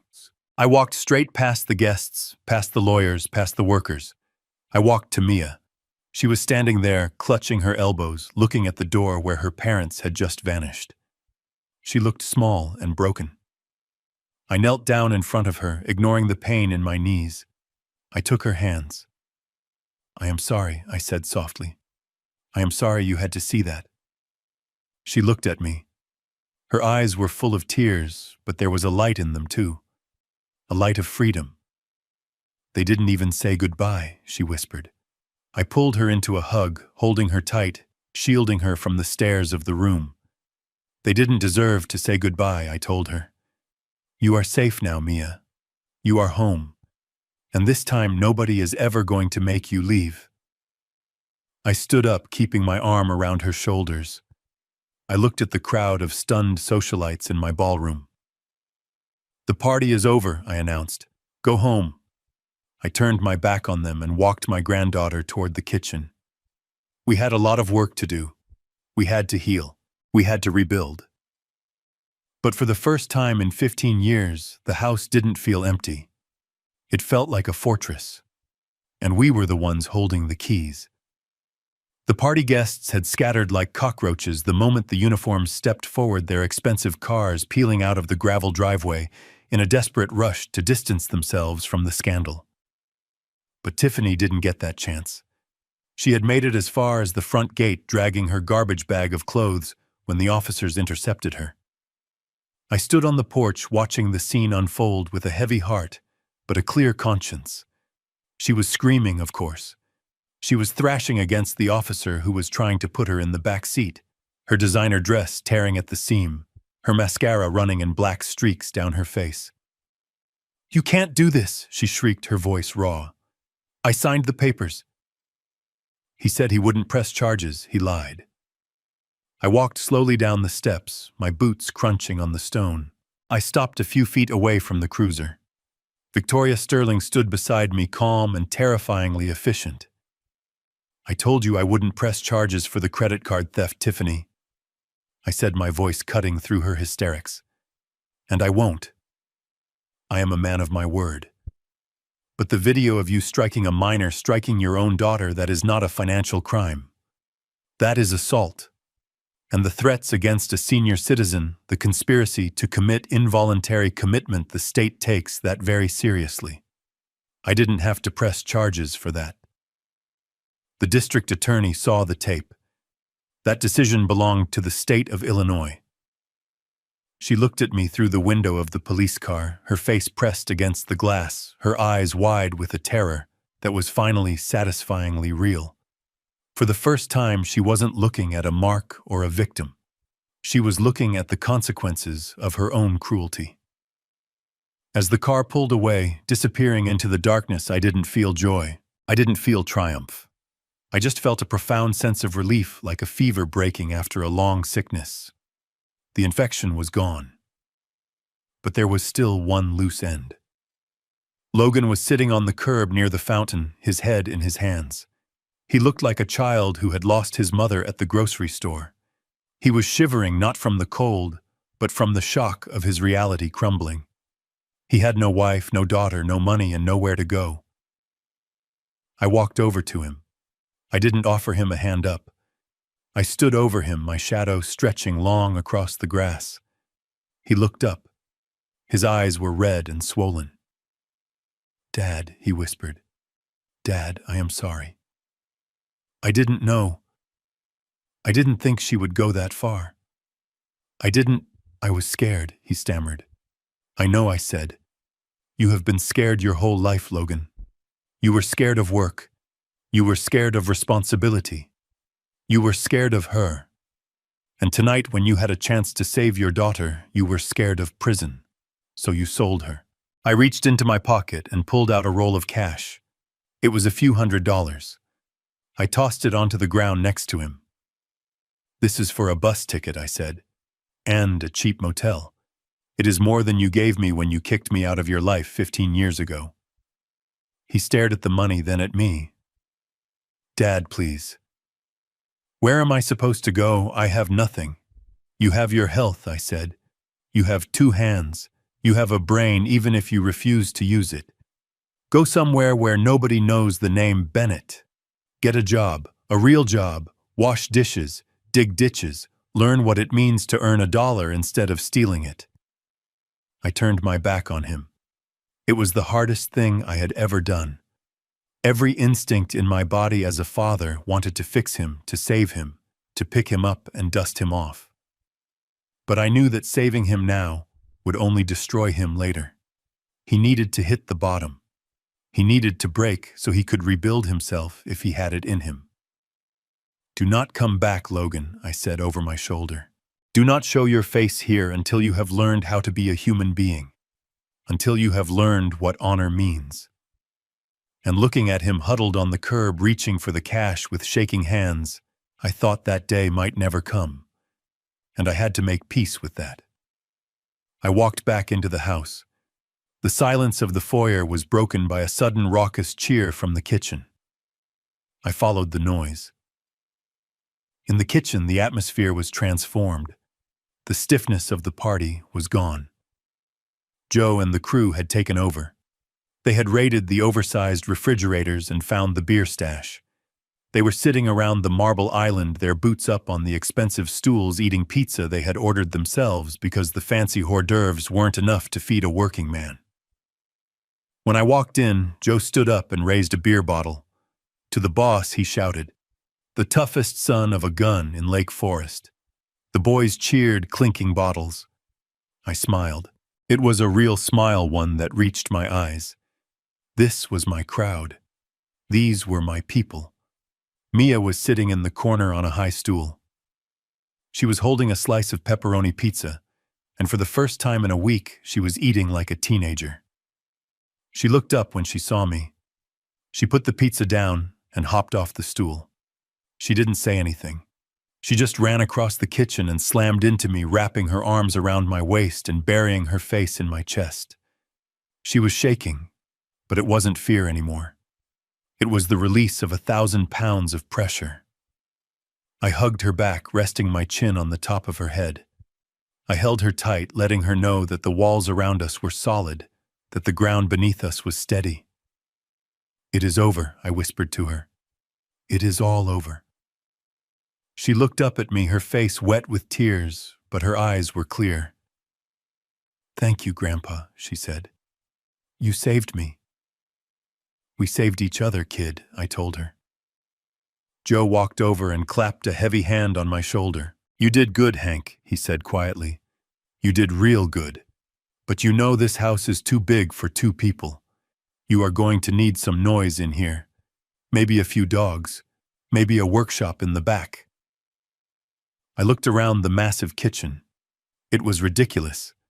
It was ostentatious. But it was ours. "Yeah," I said. "I think we need a dog. Maybe 2. And definitely a workshop. I can't let these hands get soft." The night wore on, filled with stories and laughter. The crew told Mia embarrassing stories about my early days in the business, about the mistakes I made, the walls I built crooked, the times I fell into mud pits. She laughed, a genuine bell-like sound that filled the empty spaces of the mansion. We sat in comfortable silence, wrapped in blankets against the chill. I looked at my granddaughter. She was safe. She was smart. She had a spine of steel just like her grandmother. She had seen the worst of her parents, and she had chosen to be better. "Mia," I said, breaking the silence. "Yeah, Grandpa." "You know, $18 million is a lot of money," I said, looking out at the water. But money is tricky. It can rot you from the inside if you don't respect it.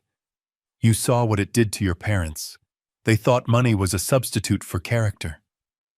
She nodded, looking down at her hands. I don't want to be like them, she whispered. I don't want to be greedy. I know, I said. That is why I have a proposition for you.